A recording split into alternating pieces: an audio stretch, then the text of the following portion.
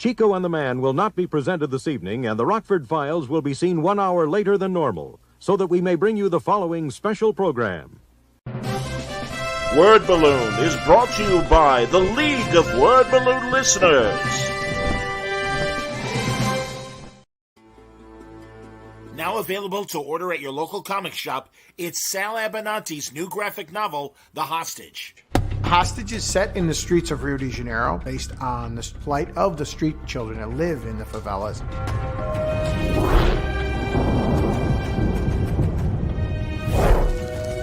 In the world of the graphic novel, being murdered daily, and the hostage is the evil spirit that is raised to avenge their death. Origins go all the way back to the indigenous tribes of the Amazon as the spirits that protect children, especially murdered children. The level of death that these kids have to endure every day. They have nowhere to sleep. They have no place to eat. They have to survive off of begging.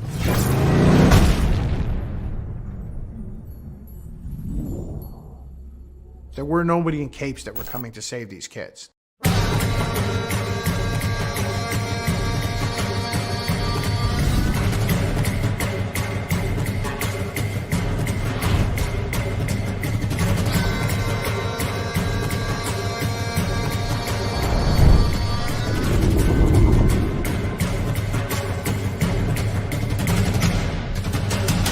Pick up Sal Abenanti's latest graphic novel, The Hostage. Order now at your local comic shop through Diamond's Previews catalog. Code DEC221534.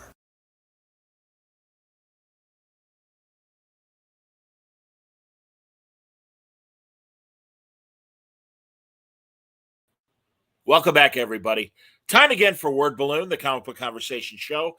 John Suntress here. This is going to be fun during the holidays because this is the start of a two-part conversation we're going to have on the next couple, I think, Mondays with Tim Seeley. It's good to see you, Tim. Hey, man. Always a pleasure, John. Well, you've got a lot of product out there, and we're going to be talking about it over the next 2 weeks. Oh, right away, Dante Hicks. Tim Seeley is thebomb.com. Yes. That's an old inside joke, so I appreciate it. It's got to be a good 20 years old at this time, and it's still funny. So, well, is it too inside or? I probably don't remember that. I probably don't remember the actual contact. Years of writing too many comics and drinking means I don't remember the exact thing, but I remember old jokes when I see them. I'm so mad. The Chicago comics community got together for a great Christmas party on Saturday night, and I was at a radio party in the afternoon that destroyed me. And again, being old, I came home and I'm like, I don't think I can make it. So I took a nap, and I'm like, yeah, I can't get up. The bed's too comfortable and stuff. Was it fun? I missed it too. I have a 3-year-old who was really sniffly all day. Damn. And so our thinking, we're like, I don't think it's COVID, but we do felt bad. You know, our go-to babysitter is a friend of mine. She's a former student. And I just kind of felt bad. But I was like, well, I'll stick it in with Valentina for a couple hours when we don't know her situation. So we stayed home and we watched cartoons all night. So we watched Scrooge. Nice. That's what we did on Saturday night. So excellent. Very cool. Well, and Tim, if it's okay, because you have a slate of comics that I do want to talk about.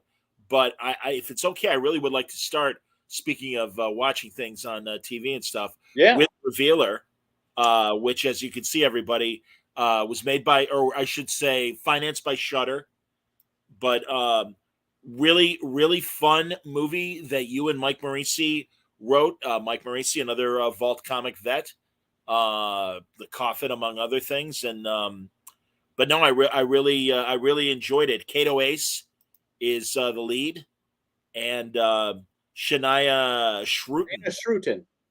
Yeah. So basically, it's. Kato is a peep show stripper, and Shania is a religious, kind of zealot that certainly protests smut, and they get stuck inside a peep show and are terrorized by the apocalypse. So it's not just a standard. Right. It's not a standard slasher. It's the literal end of the world, and they're stuck in this together. It takes place in 1987 when all the satanic panic people were telling us the world will end, and in this story they were right. but they were right. They were right for the wrong reason, and that's kind of how the story is set up.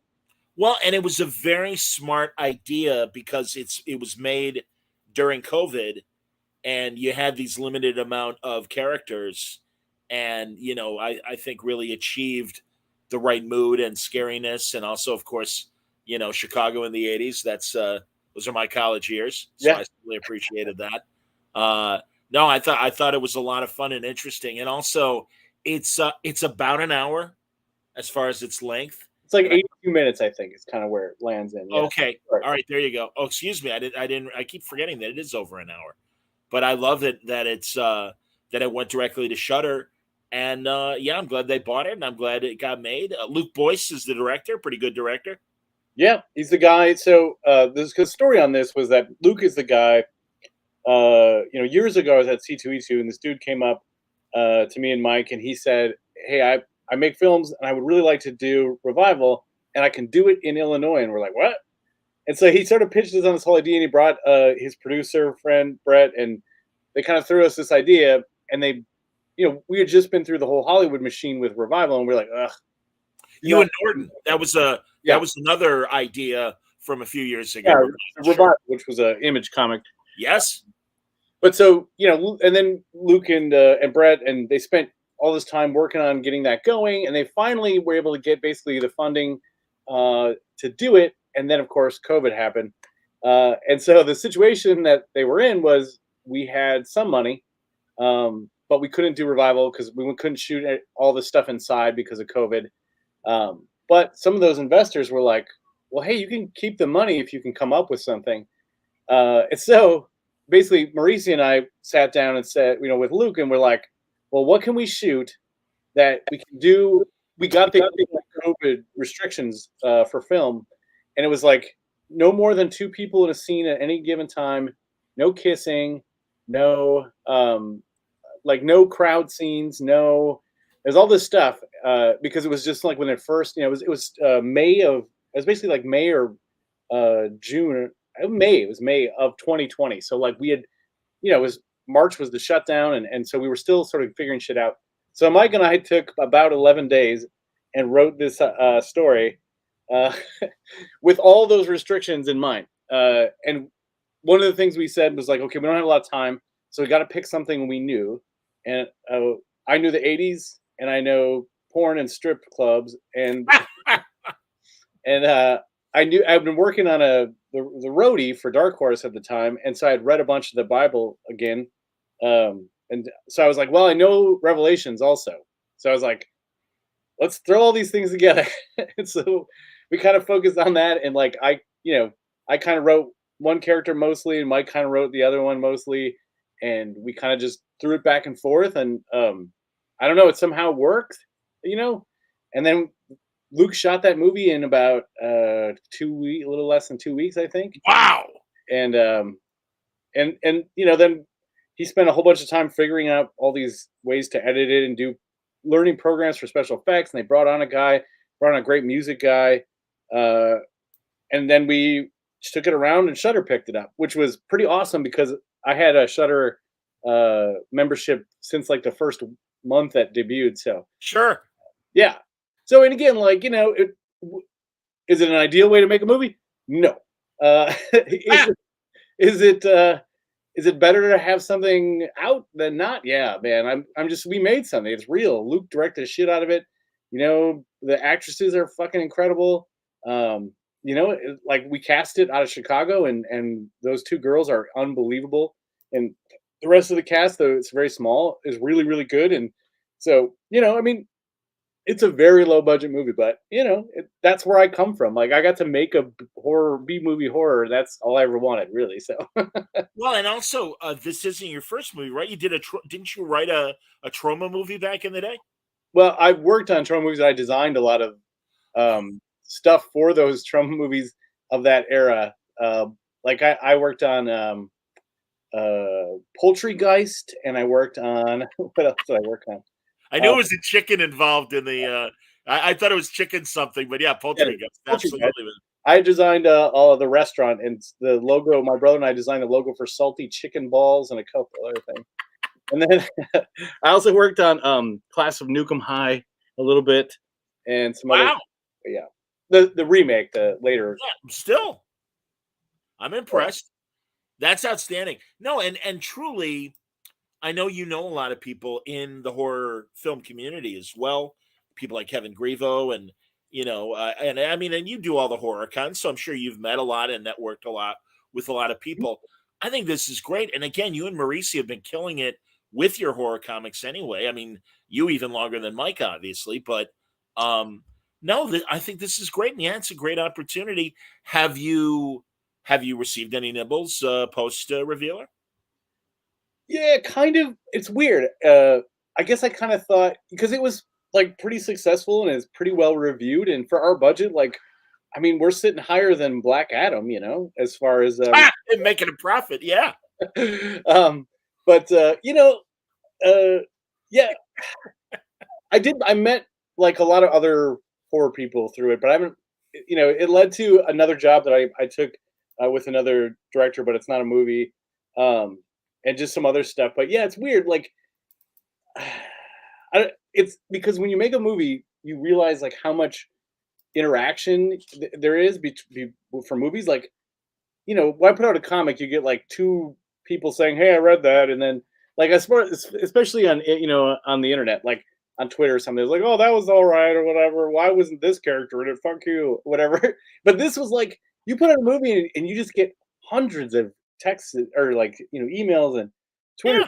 tweets a day, because it's like there's just so much more I don't know, interaction, I guess, just involved in it. But yeah, I mean, it was like a good experience, but it didn't roll into us, writing a bunch more movies immediately. Like we certainly got little things coming up, and we're working on trying to figure out what to do, as far as a next feature. But I think it did help out Luke as a director and stuff, which is great. That's very important. So, um, you know, this is a business where nobody wants to hire you, obviously, until they've seen you do something. So, he's got a full film like sitting there that he shot and edited and did all this stuff for and shot the shit out of. So it seems to really help that way.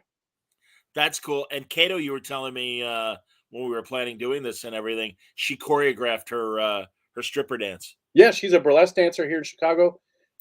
Awesome, awesome person. Really took one of the things when we wrote that character.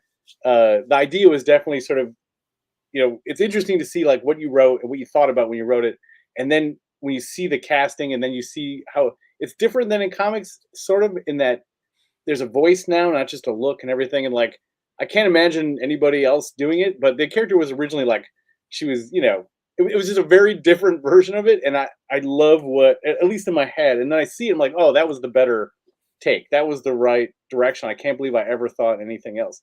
Because she made her just kind of like, she's super funny, like super energetic, charismatic. And like, Yes. yeah, I thought that was sort of the best part about it. And Shayna's version of Sally, who's like, the character Sally, who's a religious protester, is based on a woman from my hometown who used to protest everything in the 80s. I mean, just she was like the president of the Wausau Area Decency League, and I mean, anything fun, she hated it. Like they opened a adult bookstore, she was there. They show sci-fi movies, she was there. Didn't matter. She hated everything. Anything that wasn't Jesus, she hated it. So I based the character on her because I just remembered her so well, and just how she spoke because I'd seen her on the news all the time. But Shayna made her like likable. Like she's, there's a sadness to her, which I thought was great. And in the script, I had written her as quite a bit older, and Shayna, Shayna's in her 20s, and Sure. I think it works. I mean, it totally, it's interesting to see it played out, but I think it's almost sort of sadder that she's younger because she's like sort of given up her good years to this weird cause that doesn't make her happy. It just makes her vengeful. So I hear you, man. No, it's kind of a weird anti-buddy movie, the way it plays out. And that's it. Oh, here, Don wants to know, did she protest video stores like the bit on Young Sheldon too? I don't know what a Young Sheldon is, but I assume TV. That's the Big Bang sequel. Oh, I don't know. I haven't seen it, but she did protest. I mean, I'm not kidding. Every Friday night in the summer when we would drive home, my dad would always be my dad, who's like a drinking, smoking, porn renting Regular guy, and not religious. He would always make jokes about her. So that was my sort of colored view. And I went back before to work on the movie. I went back and read. She would write these letters to the editor, to the Wausau Daily Herald, and I read them. Sure, they were amazing, to say the least. But yeah, the 80s, that was that Tipper Gore era of shitting on heavy metal and hip hop and demanding warning labels on albums and stuff.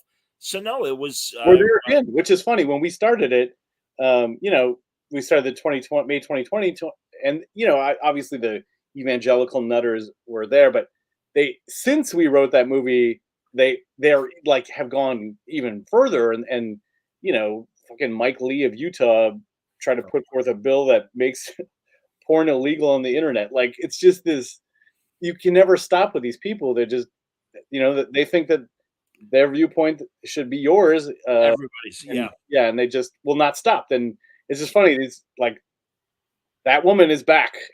So, and in Revealer, the point of the movie, obviously, is that's the point, is that at some point, all these people get called out for being, you're a liar, you're fake, you're just doing, like, you want control, you want power, you don't care about us. And so that's kind of the, hopefully Sally, the character, kind of comes around, and I hope some of these assholes do as well. I doubt they will. But the end of the world in our story is not because we were sinners. It was because we were assholes, and we were judging everybody. So. Well, beyond it being on Shudder proper, it's also available on AMC Plus. So if you have AMC Plus, you can get Shudder, you can get Revealer, and there's a lot of Shudder programming. I have not. It's also it's on DVD now. Oh, there you go. When did the DVD come out? Right before Thanksgiving it did. So yeah, it's on DVD. You can get it on you can get it at Target.com, you can get Walmart, you can get it at Redbox. It's all over the place. You can get it on Amazon. I think you can just get it. You can get the streaming, I think, on there too. So it's all over the place now. Yeah, it was on Shudder exclusive for like 6 months, 5 months, and then the things open up and everybody else can run it too. That's awesome, man. And isn't it interesting? And I know you're paying attention to what sells and what doesn't from a theater standpoint. And it really is horror or spectacle. And that when I saw Black Adam, I was looking at the rest of the marquee, and I'm like, yeah, I'm not really interested in what's currently playing. And obviously we're seeing a lot of movies tank. Yeah. The expectation is they'll do better. But yeah, it seems like the only safe one, and even spectacles aren't always a safe bet, because as you said, it did better than Black Adam. And yeah, man, I mean, Black Adam is kind of considered a failure from a money standpoint. It didn't make its money back. And, Blumhouse and A24 are killing it with this horror stuff. I mean, I think that, there's two reasons I think of that. And I believe this for a long time. One of which is whenever there's sort of a big social moralist conservative movement, horror becomes popular, because the things that these people are trying to sort of stop, you sort of go, well, shit, I better see it now. Or you sort of feel this fear because you feel this sort of persecution. So that helps horror. So thanks, Christians. And the other side of it, I think, is exactly what you said, is that you can enjoy like all these Oscar movies, which, great movies like Banshees of Inisherin and Tar and all that sort of stuff. They're great movies, but there's no real. I mean, you got a big TV at home, and you've got a couch, and you've got a refrigerator full of beer. Like, you can hit pause, go to the bathroom, come back. Yeah, right. Everything. And so, like, a movie like that, you don't lose anything. But a horror movie, which is it's something so perfectly enjoyed in a crowd, right? Like, seeing a horror movie is part of the experience. Is that guy screamed and that woman passed out, and like you see a movie like Terrifier 2, which is a low budget slasher movie. You know, I teach at a college. I hear things. The kids are like, I heard people passed out at that movie. So of course you're going to go see that movie in the theater, right? Like that's a fucking incredible set of advertising parameters, right? Like so. Yeah. I mean, and that's something you can't mimic with a romantic comedy or Or a character piece, yeah, absolutely. you know, Nobody's passing out at like you said, the Banshees with of Sharon. yeah, Banshees of Sheridan. Well, there's Exactly. some gruesome shit in there, but yeah, nobody's passing out during it. You know, I'm anticipating my Screen Actors Guild screeners, Yeah. and I'm sure you're in the Writers Guild now, aren't you? No. No. No. Okay. All right. But I do get screeners via connection. So, At a point. All right. But no, and I mean, I love them, but yeah, like, and I appreciate them and stuff. But like, and it's a conversation we've had as well. COVID really accelerated what was already happening. yep, agreed. And now it is like, well, why would I go to the theater? I mean, Confess Fletch, the John Hamm Yeah. Fletch movie. I wanted to see it. It came out in the theaters in the summer, but I'm like, I don't know. Maybe it's, is it really? And guys like Jimmy Palmiotti, whose taste I trust, he's like, it's decent. And I'm like, well, if it's only decent, then I'm not going to go spend, $20 on a movie and go see it and everything. And sure enough, I waited till it was on Showtime, and I liked it, but I feel like I saved money watching it on Showtime. So, Well, the sort of there's a thing that I always sort of push back on, which is this idea that I hear people be like, "Oh, it's the death of film," and "Oh my God, they're never going to make these kind of movies." Like, no, they make more of those kind of movies than ever. They just don't make them for theater, right? It's just like because it's crazy to me. It's like there's a whole bunch of films that survived without movie theaters for a long ass time, right? And think of all those horror movies that came out that were direct to video, or all those like genre films that we used to see because they didn't go to theater but they went direct to video. That shit. Now there's more of it. It just goes to Amazon. It goes and to even before that, Tim, there were so many great TV movie of the weeks in Yeah. the 70s that were scary as fuck. Yeah, there was great.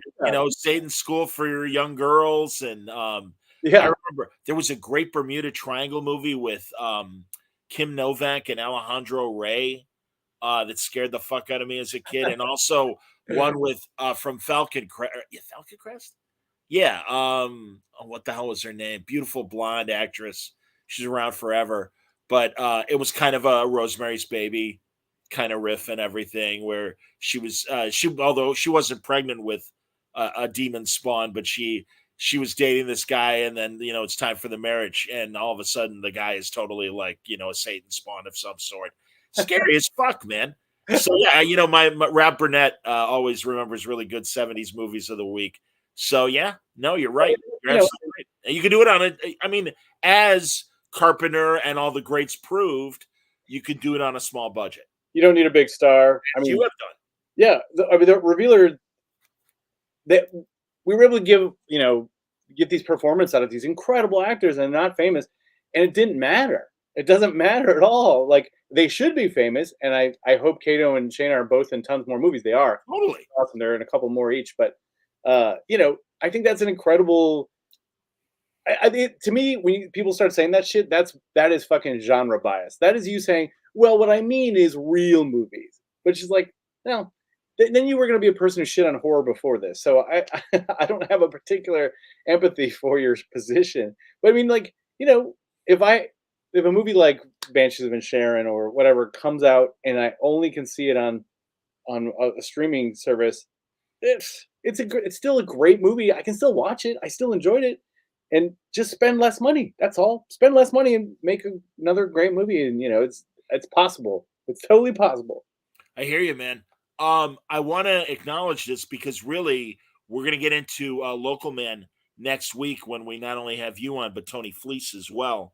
But Dennis Hoffman says, Tim, so excited for Local Man. Know your deep love for Extreme Awesome Comics. Can't wait to pick it up. And yeah, man, this is coming up in February, Local Man. From is that? Yeah, it is an Image book. It's Image. Oh yes, absolutely. This was not going to be ever anything but Image because we need the permission to do some send ups. So that's great. Cool. Oh, that's cool. Well, we'll get into Local Man if everybody next week. If people have questions, you're more than welcome to Yes, please. ask them regarding Local Man. We'll talk about anything. But Tim has so many books out right now, and they are other horror related things. And also, I want to start with Hack Slash and Kill Your Idols because I'm Speaking assuming of it, you need a permission for that. That's kind of fun, Tim. This is like Hack Slash, but it's a great Image hero crossover too. yeah. So this was done for the Image 30th anniversary anthology book, which was, it's a monthly book that came out starting in September, or no, earlier than that, August, right? But the idea was that they were going to get a bunch of anthology titles. They got some great creators. They got Jimmy and Garth and everybody doing stuff. They've got a hell of a selection of creators doing this thing.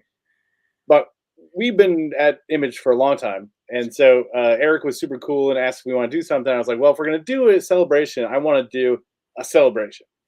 So they got permission from Rob and from Jim Valentino and Eric Larson and a few sneaky other ones to do this sort of essentially a hack slash superhero Image story that celebrates the sort of origins of Image comics in general. So Bloodstrike, as you can see, shows up here, which their corpses reanimated, and that's how Cassie. That's their whole thing, is they beat those with corpses with bats. So this is the perfect crossover. Absolutely, man. Super Patriots in it as well, and yep. It's a fun. Yeah, and yeah, I mean, it's it's a lot of fun. It's great, and it really it's a good Cassie and Vlad story and everything as well. No, it's very funny, and that's great. So yeah, I was gonna say it's your first event book, but that's not true. No, because Robbins and the didn't you work? What was the thing you worked on? Didn't you work with Snyder on one of the events? I did Batman Eternal and Batman and Robin. Right, yeah. Right. So and I did my own event at Marvel with that Unforgiven, the vampires book that I'm doing there. So that yes, and let's by all means let's talk about Unforgiven. Yeah, man. So it's Spider-Man against all the Marvel monsters, basically. So it's Unforgiven is the event. First one is Spider-Man, second one is X-Men, and third one is Avengers. So it's basically Marvel versus monsters. It's like a self-contained event, but crossover with all those characters. You got Spider-Man with the crotch light right there. Which when I was a kid, he had a belt with a light on it. Like, it was always like the scene where Spider-Man would jump down and then he'd illuminate some crook and he'd be like in the shadows and have a spider symbol around. Yes. So if I'm going to do Spider-Man versus vampires, we're definitely going to use the crotch light. That's definitely part of it. Pardon me. Who and shame on me. First of all, who's the hack slash artist? Oh, that's me. Well, drawing it too. Me and Stefano Caselli. I drew it. He inked it. Wow. Did it. Oh, Tim, I'm so glad you're doing interiors again. That's great, man.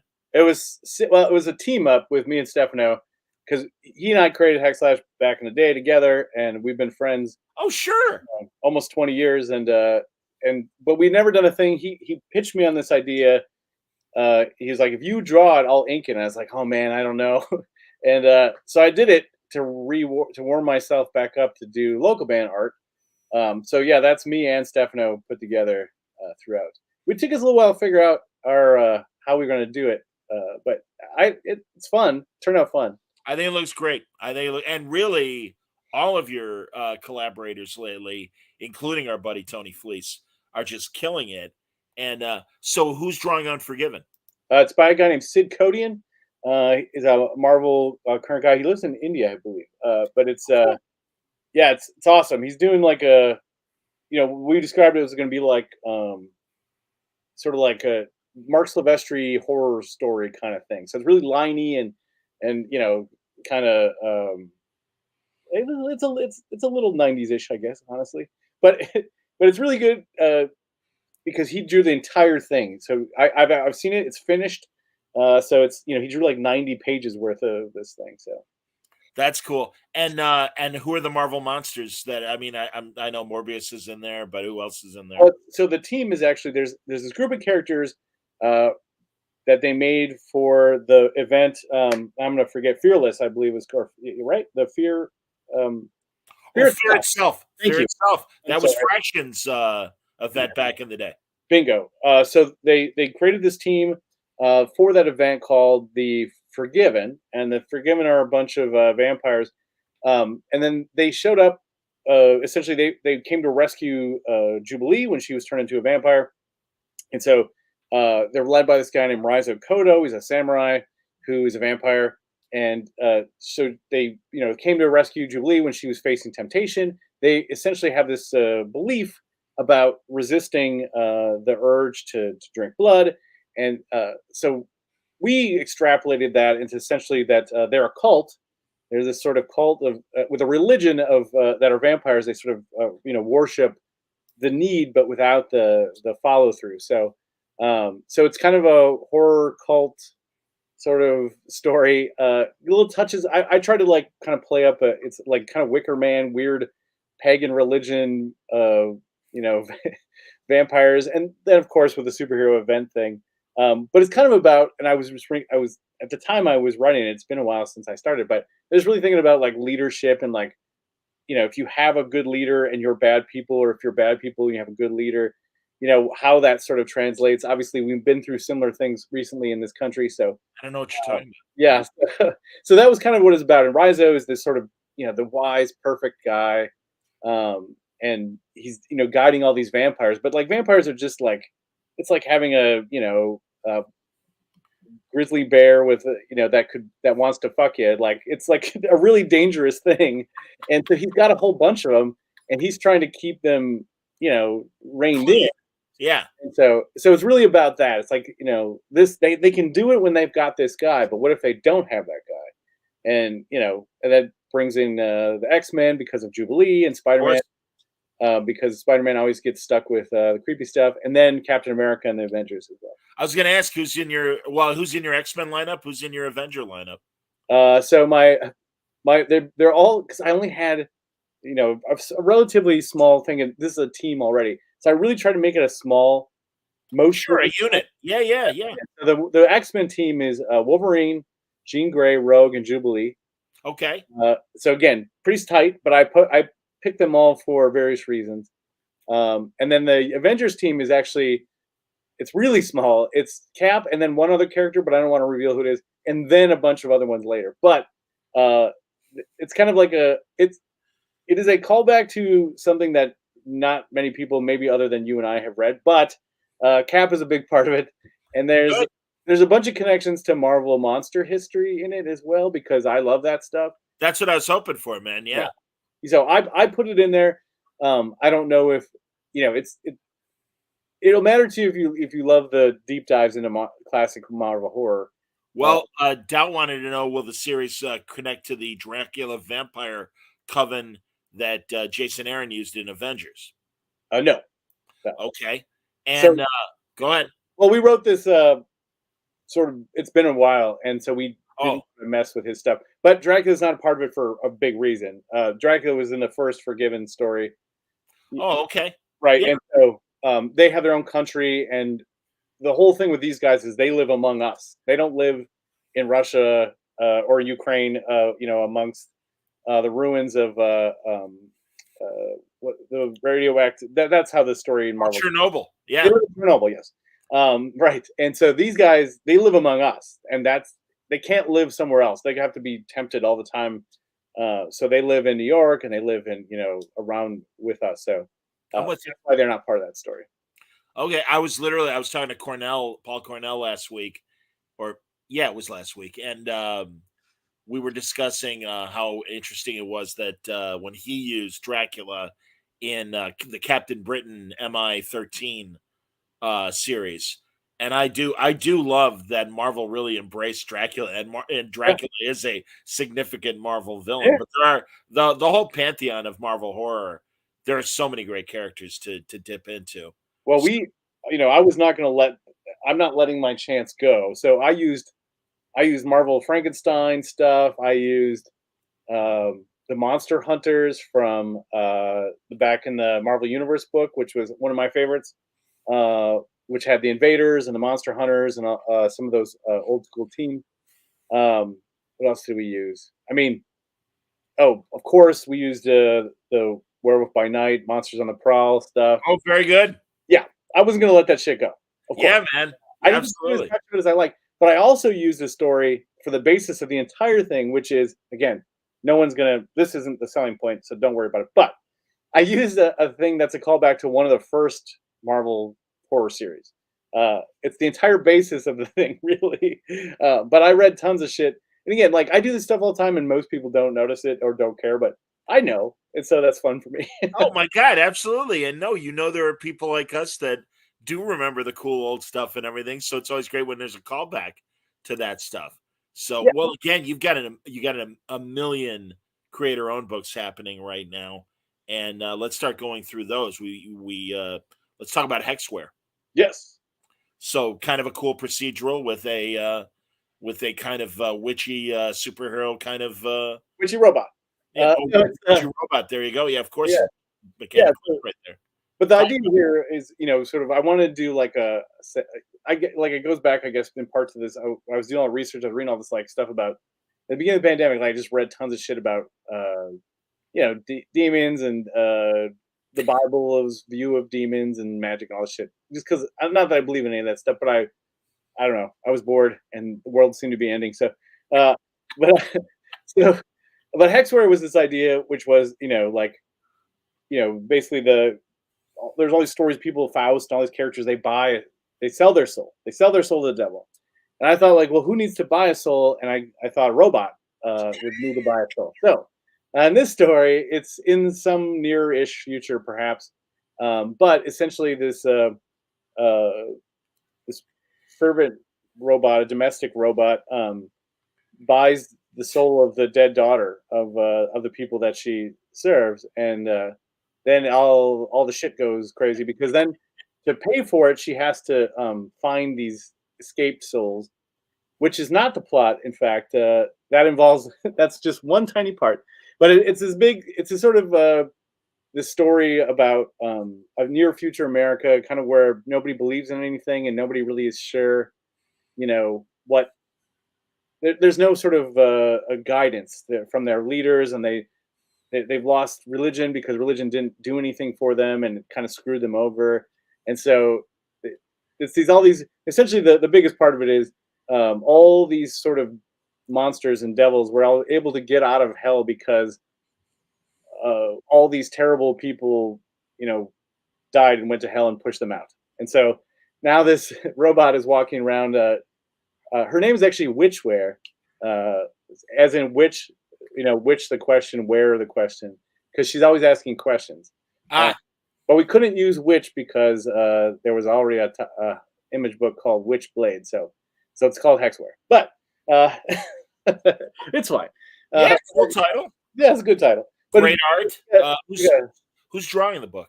It's by Zulema Scato. Basically, the team is Arancia, which is the studio started by David Cacci and Mirka Andolfo in Italy. Sure. Yeah, I saw Mirka when she and her husband were in town at C2E2, I think. Yeah, so she and I are old friends. Very sweet. Very sweet. Yeah. One of her first jobs in the U.S. was a Chaos comic with me, and we started working together.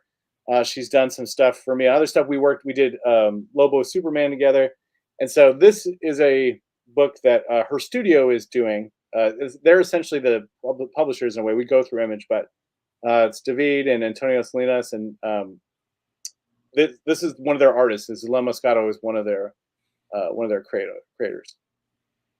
Well, it's beautiful, man. No, it's honestly, man, you are very fortunate with the people that you are working with, of course, including our good buddy Jim Terry on West of Sundown. Yeah.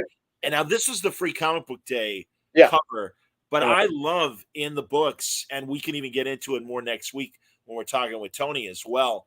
But I love the almost horror movie poster homages that some of the Aaron Campbell, yeah.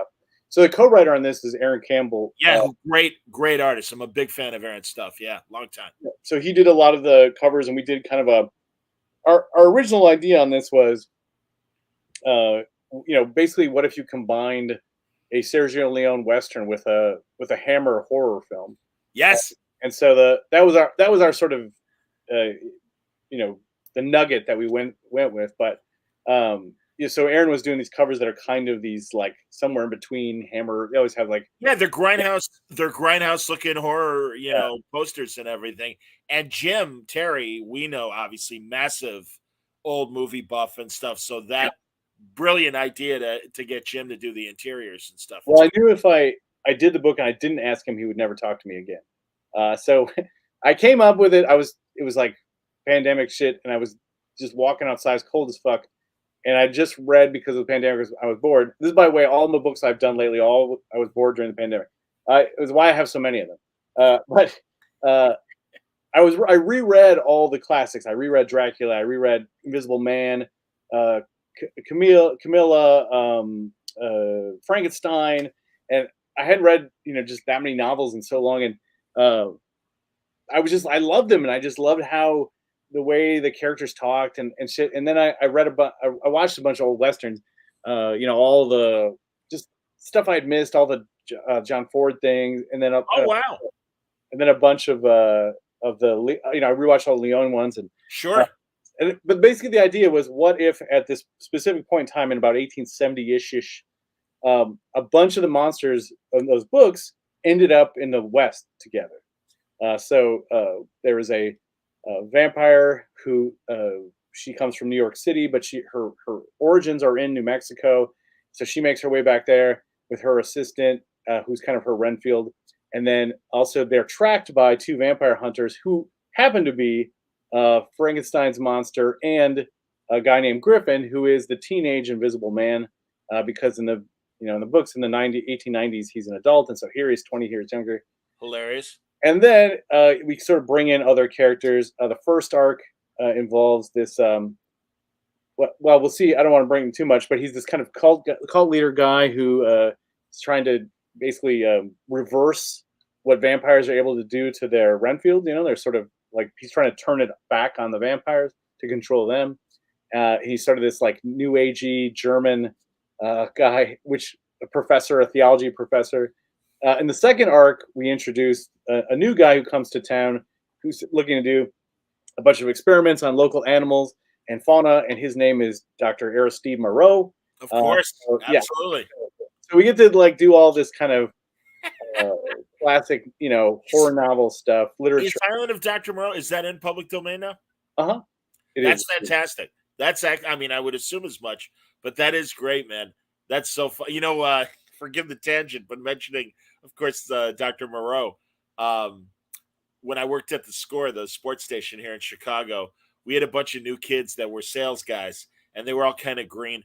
And I don't know, we had one guy that was really, really like barely 5 feet tall. And then we had a guy that was like 6'9", and just these weirdly shaped guys. And they weren't the most attractive group in the world. And they were all shuttled into one office, and we refer to it as the Isle of Dr. Moreau. And Saturday I was with a bunch of my old radio buddies, and we were talking about the Isle of Dr. Moreau. So fresh in my mind. Not to walk on two legs, not to, just terrible people. That's funny. And believe me, hey man, I could have belonged in the because Cary Grant here telling you about the Isle of Dr. Moreau. Give me a break. So, that's perfect. That's great, man. Yeah. But so we just Aaron and I finished the second arc. Jim has just drawn it up. I think it's crazy to me that like it's a little bit hard to get the word out on this one. I think it's doing well, but it's not like doing Money Shot well. Okay. Which is crazy because I'm like, it's me being serious. I'm never serious. I never write fucking serious. And this is serious. I took it seriously. And we utilize Aaron Campbell's incredible, I would say, encyclopedic knowledge of New Mexico and the history. There's stuff in there that's like really, deep cuts of American history, totally true shit. A lot of stuff. In the second issue, there's a bit in there. We used the Santa Fe ring, which was an actual criminal enterprise in New Mexico at the time. And one of the characters makes a joke and says, he's making an offer to Dr. Moreau, and basically says like, hey, every once in a while, if you could just take care of some of our problems and get rid of some Democrats. And I got the note back from like everybody who read it, which was like, just so you know, Democrats were the bad guys at the time. And I was like, yeah, I know, but it's really true that the Santa Fe ring was part of the Republican Party. I did not make that up. They were That's really crazy. a part of the New Mexico Republican Party. That is a true fact. You can look it up. That's awesome. I'm not making a judgment. This is just true. But I just thought some of this stuff is like people put modern perceptions of it as like, nope, this is just how it was. Like Aaron and I he read a ton of shit, and then he told me what to read. And it's fascinating stuff, but we put real shit in there. The whole thing with the Taos hum, that's real. Some of the stuff that we did with the natives population there, that's all real. But we just happened to drop Frankenstein and the Visible Kid and Dr. Moreau in Dr. Moreau. Yeah. No, that's a brilliant idea, man. And I've been a fan of Aaron's since he was doing Green Hornet at Dynamite back in the day. Yeah, he's an incredible artist. The thing with Aaron, he and I have been friends for a long time too, and we like the exact same things, except he's so much smarter than me. And so, like when I really like something, I'm sort of like, oh, I got it, whatever. And he comes up with an idea, and it's like super deep. And so my job is to like make it for stupid people. Like I just like, okay, Aaron, that's down. I'm going to translate this to like normal, because I'm stupid, and so I understand, but Tim, honestly, and as evidenced by all these books we're talking about, you are, and I've said this to you for years, you are one of these guys that comes up with a great high concept. You, Remender, Fraction, where it's like, I never would have thought of that. That's a great idea, a great framework to tell a story, and then the story itself is great. So no, man, that's been my experience knowing you these 15 plus years and everything is my impressive feeling about that. I pitch, man. I'm the hype man. Like, I could in comics, I would sell fucking stupid inventions for people on TV. Like, oh, I got an idea, and here's this pitch, and that's what pitch man.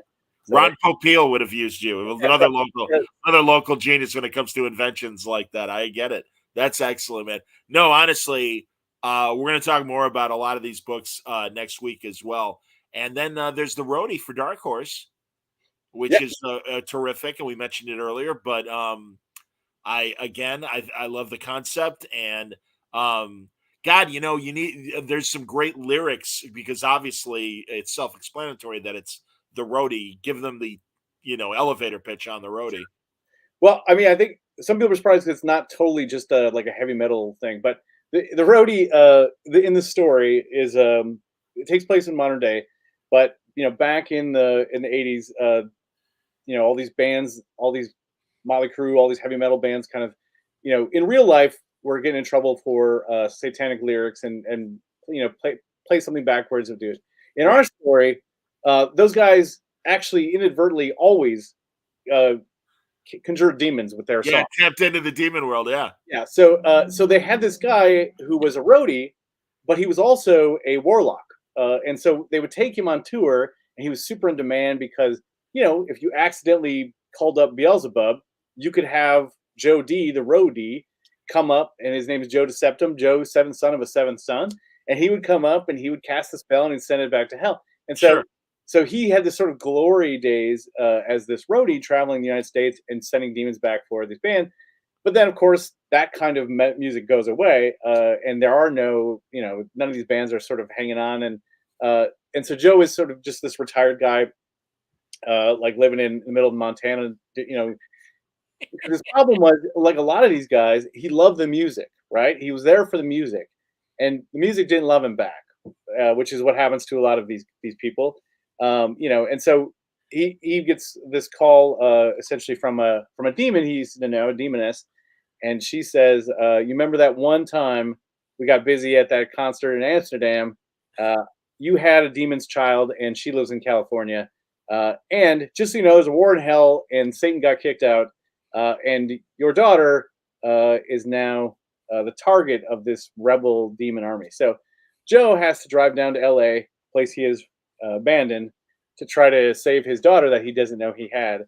And the idea for this story, and the whole thing came in a big chunk, was I was changing my daughter's diaper, and it was like 6 a.m, and I I had heard a Motley Crue song or something, or had it in my head, and I suddenly had this vision of this guy who, like, what would you do? Like, if I was looking at this daughter, and I thought, if I didn't have her, where would I go? What would I do? And I thought, I mean, there's nowhere I wouldn't go, right? There's nothing that I wouldn't do. And I thought about, like, what if you love something more than your kid, and it was music? And so Joe is kind of this guy who's tormented by this. He loved the music more than he loved his family. So it's kind of a horror road story kind of thing, but it's also about being a dad. It's a lot about being a dad. That's terrific. I love the lyrics that are in the comic, and I wonder if you know any metal band people that, do you envision maybe making, a soundtrack of for the roadie? Well, so I used to back. This has been a thing I do for a long time. I write all kinds of lyrics. I don't know anything about. I don't know how to play any songs, but I love music, so I always write lyrics. It's just a thing I do. I've done it for a long time. I write a lot of hip hop lyrics that I don't do anything with. I just write them. In fact, I did a whole Harley Quinn story, which was a rap battle, which I wrote the two opposing rappers. Sure.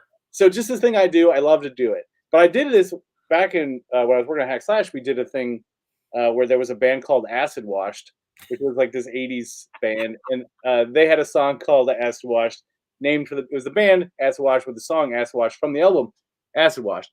And so we wrote this whole song, and Pat Brower from Challengers recorded it. I have it. Oh, I didn't know that. Yeah, I have it. It's a great song. That's why I figured maybe Patrick knows people that could put you together with, like, musicians or whatever. That is so. Yeah, if everybody doesn't know, Patrick Brower, who owns Challengers, who, by the way, was the host of the Christmas party that Tim and I obviously missed on Saturday. Great guy. Every year comes out with a song, a Christmas related song, and he sends it to all of his friends via email and stuff, but is really, like, such a heavy metal expert. Yeah. He used to be in a band called Serpent Crown. So not only was he a metal guy, he's a nerd, because Serpent Crown obviously is the from Marvel, the crown that the Lemurians, right? I don't remember, but I do know that it was the Lemurians. Of course. But yeah, so I think it was word by Guar and Atlantis Attacks. Okay, there you go. Anyway, but yeah, so Pat had done it a while ago, but this one has got both heavy metal lyrics and hip hop lyrics, because to Joe's chagrin, his daughter took up the love of music, but she's a rapper, and Joe hates rap, right? Because he's a metal guy. They all hate rap. They all, all those old metal guys. They think it ruined they hate grunge more, because grunge killed the game, right? When Nirvana came out, then all of a sudden Motley Crue was like, yeah, that's true. Good true. point. But anyway, that's what the story is about. It's about music. It's about being a dad. Fran Galan is the artist on it. Amazing artist. I really wish people would check it out, if only to check out Fran's stuff. It's really cool. Tim, you got to do a signing at Kuma's, the burger place here in Chicago. Yeah, Steffi Phillips did one a couple months ago. Oh yeah, I know them. They did a art gallery thing for Harley Quinn. There you go. Yeah, a good friend, my old roommate, right after college, moved out to DC, but he still has family here. So when he comes to town, he loves the food at Kuma's. Yeah, but we're both, like, in our 50s, and so when we go to Kuma's, we're like the two weird old dudes. And I mean, there, and for people who don't know and aren't from Chicago, it is great because, first of all, the burgers are amazing, but it is a heavy metal themed. Yeah, it's a metal bar. Yeah, and metal bar, and all the burgers are named after metal bands and stuff, and they've got great microbrews and great other ales and everything you want. So it's fantastic, but you can't help it. The music nonstop is the Guar and the modern stuff. The most metal shit. It's like the hardest shit. It's like, yeah, it's when that place first opened, and going back fucking, I don't know, 15, 16 years by now. Yeah. When they first opened, me and Scotty and my brother used to go there every Sunday, and which was awesome. But I gained 10 pounds in 2 months from going there every Sunday, because their burgers are like this. They're gigantic. It's amazing food. But yeah, we were cracking up because literally, like, the two of us are in our late 50s, and of course all the lead singers that sound like they're Satan now Yeah, and don't oatmeal even try to throat. sing it. It's just guttural, like, I want to rip your heart out, and it's like, We always called that oatmeal throat. That was we had to that's you hilarious. had some oatmeal in your throat. But yeah, So, this book is kind of a homage to not so much like that kind of metal. It's more like the sort of glammy '80s kind of thing. But sure, I know there's Judas still Priest, I know yeah. what a fucking Kuma's. I know it's there. The hair bands, absolutely. Yeah, yes, doubt it is Kuma's in Avondale, and then also there's one. There's another one. Yeah, there's two. Yeah, in Right? Schaumburg, in one of the suburbs and stuff. Both amazing. The original, I live down the street from it and everything on Belmont. Really again, also with the Beat Kitchen, the destination for Patrick's party and everything Saturday night. Yeah, man. Yeah, it's all nice little little solid area there.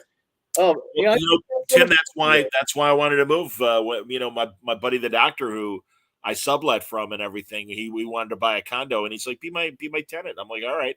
Yeah. And he's like, wherever you want. I'm like, I like this area because there's so many great bars for bands and stuff, and great little theaters and everything. No, I love our area. My favorite neighborhoods in this town. I mean, you live in a real good one, John. I like my neighborhood. Village. Yeah, I like Roscoe your Village. neighborhood better. Well, and Tim, you live in Portage Park, and that was my dad's old haunt. Yeah. He had his restaurant there forever, and down the street from the almost historic landmark of the Patio Theater. Yeah, we just saw a movie there. They started showing movies again. We saw Nightmare Before Christmas there with my kid. It was pretty cool.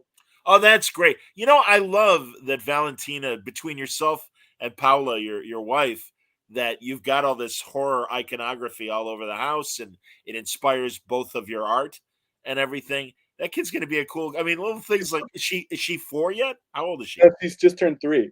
Oh, but there you go. Super into it. Yeah, she's ahead already, man. She's super into that stuff. That's great. That's great because she's grown up not afraid of it and everything. And she's gonna, she'll be a cool little kid. She already is a cool little kid. It'd be weird, but that's okay. No, absolutely. No. She's gonna have fun friends. So here's a little story for you. On Saturday, my wife really wanted to go. We haven't been to like a thrift store for a while. And for some reason, she was like, "I just want to go to a thrift store and look at shoes." So sure. There's this giant, unique thrift over here on off of Elston. It's a giant one. And we go over there and Paula's shop, and I'm with Valentina, and she wants to go see the toys. And there's this huge rack of toys, but there's all these like dolls and stuff. And Valentina was like, she came over and she's like, "Dad, where do they put the guys?" And she meant action figures. So, that's awesome. I was like, oh no. So it's funny also that every generation calls them guys. When I was a kid, they were He-Man guys, G.I. Joe guys, right? They were guys. And she just calls them guys. Like, where's my Batman guys? Where's my Spider-Man guys? Where's my guys? So yeah, she didn't understand why there was no guys, and she was very disappointed. So, Tim, as a He-Man connoisseur, I don't think I've asked you yet. What'd you think of Kevin Smith's Masters of the Universe series? Oh, I thought it was great. I mean, I read the scripts, a little bit earlier. So I saw sort of versions where they were still working it out, and then I see what Kevin comes in and writes some joke. Is like, oh, now I get it. Like they bring Kevin in, he comes out with the heart and the jokes, and sure, he's the one that someone else really wrote the story, action, and everything. Or it's a team. It's a writer's room. Of course, Tim Sheridan works on those, and a whole bunch of really good writers work on those. But it's funny to see. He's like, oh, Kevin is like the heart and the jokes. That's his whole shtick, and he brought it. It's like I think that it needed to be sort of aware, because I think He-Man is one of those things. And again, I know it more than anybody. It comes off of silly, right? Obviously, it's a toy. It's designed to tell toys. It's right. It's a kid's thing. It should be a kid's thing. But there's this sort of there's a guy called Stinkor, right? So you gotta. And if you approach it, you can still have all the heart and stakes and the danger and all that sort of stuff, but you are well aware, that at any given time, a guy named Fisto might show up, right? So he managed to make a version of it that you can kind of laugh at some of it, but also you get all the heart and all the the sort of powerful emotion stuff. And I loved it, man. I thought it was fantastic. But I didn't. I think I didn't even manage to tell you. I'm also working on that Master of the Universe, Masterverse thing where I wrote a script for Sergio Aragonis, and I wrote one for Kelly Jones, and I wrote one. I wrote all these He-Man stories for all these amazing artists. Wow. Yeah, Kelly. I wrote a He-Man story for Sergio Aragonis, John. That's incredible. And what a sweetheart of a guy. I love Sergio. Yeah. I haven't seen him for years, but one of the warmest guys in comics.